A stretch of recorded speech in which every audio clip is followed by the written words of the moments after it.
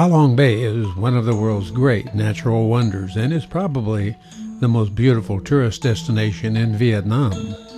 It was designated by UNESCO as a World Heritage Site in 1994. Our junk is actually a very fine ship. It comes with excellent accommodations, good food, and a most competent crew. We'll enjoy the food, local music, and a good night's sleep.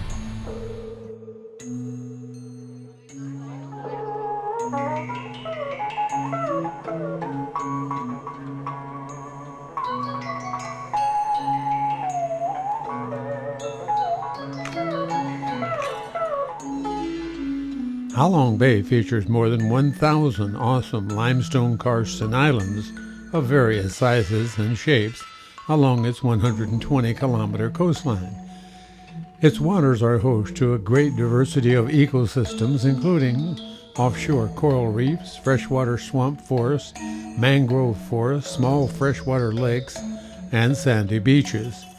Its lakes and bays contain over 200 species of fish and over 450 types of mollusks. This future boatman is wide-eyed and attentive.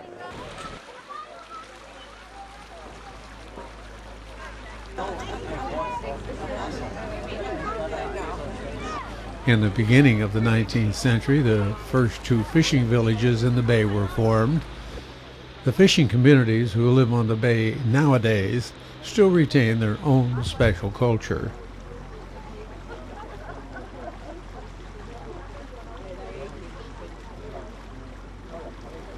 There are 4 residential areas of fishermen living on the bay, about 400 households, totaling approximately 1,000 people. The fishermen live on boats and floating wooden houses a number of miles away from the mainland.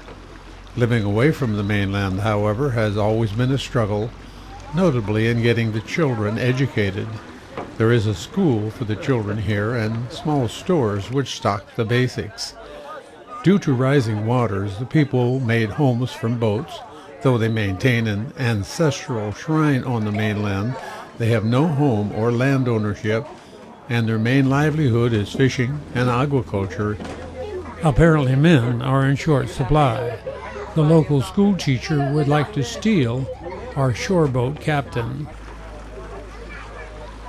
UNESCO is helping out with various projects in the area centered on ways to cut down on pollution to the water, over-exploitation of the fish populations, and how to come together as a community to manage the existing resources of Ha Long Bay. Today, the greatest challenges to life in the fishing villages are related to the environment, especially pollution and climate change. The people of the villages operate as a close-knit family, and children as young as 5 are experts at casting nets. They routinely row their small tippy craft or even operate outboard engines with little concern. It seems the little ones learn feats of balance to rival the flying wallendas. Even the tiniest go along for the ride.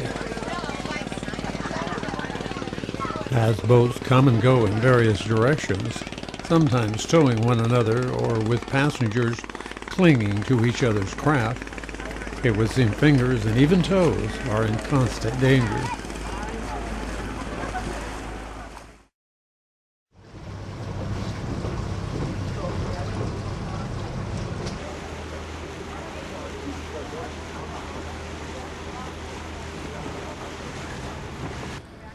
Several of the islands are hollow with enormous mystical caves and grottos.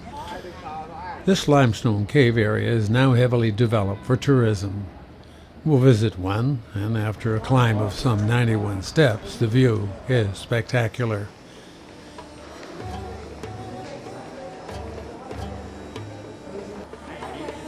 The entrance has been widened and provided with walkways to make access easier. Also added is colored lighting to accent the many formations and strange shapes, adding a little different color to the beauty.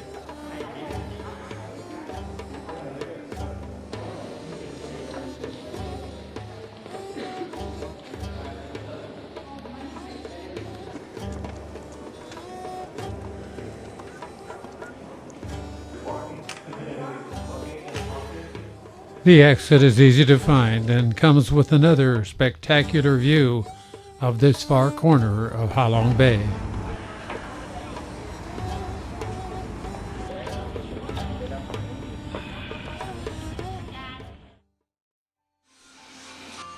In the area of Sao Do, quite an extensive handicraft company, Hong Nok, operates. It contains both exterior and interior workshop areas where artisans, many of them handicapped, produce a seemingly endless variety of handmade items. Here's a chance to purchase unique items of every size, and yes, they do ship to the U.S. But you might find a number of things to fit into your suitcase.